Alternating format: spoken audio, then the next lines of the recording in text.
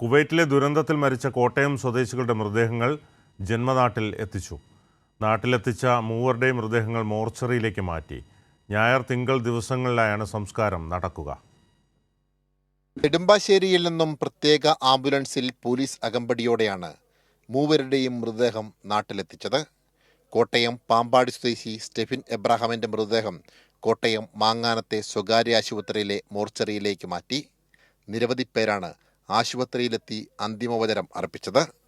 സംസ്കാരം തിങ്കളാഴ്ച 9-ാം mile IPC church സെമിത്തേരിയിൽ നടക്കും.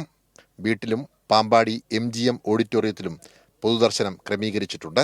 ഇപ്പോൾ ഈ വീട്ടിൽ വന്നപ്പോൾ വേദനാജനകമായ ഒരു അനുഭവമാണ് ഈ വീട്ടിൽ നിന്ന് നമുക്ക് ദൃശ്യമായത്. വളരെ പ്രതീക്ഷയോടുകൂടി തനിക്ക് സ്വന്തമായൊരു ഭവനം ഉണ്ടാവണമെന്ന ആഗ്രഹത്തിൽ ഒരു വീട് നിർമ്മിക്കാൻ വേണ്ടി സ്റ്റെഫിൻ മുൻകൈയെടുത്ത് സ്ഥലം വാങ്ങി വീട് നിർമ്മാണ പ്രക്രിയ അതിൻ്റെ അവസാന ഘട്ടത്തിലേക്ക് എത്തി. അതിൻ്റെ ഹൗസ് വാമിങ്ങിന് വേണ്ടിയുള്ള തയ്യാറെടുപ്പിലേക്ക് നിൽക്കുന്ന ഒരു ഘട്ടമാണ് അദ്ദേഹത്തിന് ആ വീട്ടിൽ താമസിക്കാൻ കഴിയാതെ വിട്ടുപിരിഞ്ഞത് എന്നോർക്കുമ്പോൾ ആ വീട്ടുകാരെ പോലെ തന്നെ നമുക്കും വേദനയും വിഷമങ്ങളുണ്ട്. വലിയ പ്രതീക്ഷകളായിരുന്നു ഈ വീടിനെ സംബന്ധിച്ചോളം സ്റ്റെഫിനിലുണ്ടായിരുന്നു. അതേപോലെ തന്നെ ഈ ജില്ലയിലെ തിത്താനത്ത് 7 ദിവസം മാത്രമായി അവിടെ എത്തിയിട്ടുള്ള ഏറ്റവും വേദനാജനകമായ അനുഭവമാണ് ആ ശ്രീഹരിയുടെ കുടുംബത്തെ സംബന്ധിച്ചോളമുണ്ട്. അതുപോലെ മറ്റൊന്ന് നമ്മുടെ പായിപ്പാടുണ്ടായിട്ടുള്ള മറ്റ് സംഭവം.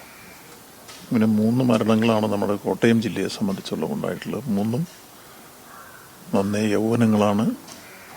അവരുടെ എല്ലാം വീടിൻ്റെ അവസ്ഥയും ഒക്കെ എടുത്ത് പരിശോധിക്കുമ്പോൾ വളരെ വിഷമവും അതുപോലെ തന്നെ നമുക്കെല്ലാം വേദനയും ഉളവാക്കുന്നതാണ് രംഗങ്ങൾ കാണുന്നത്.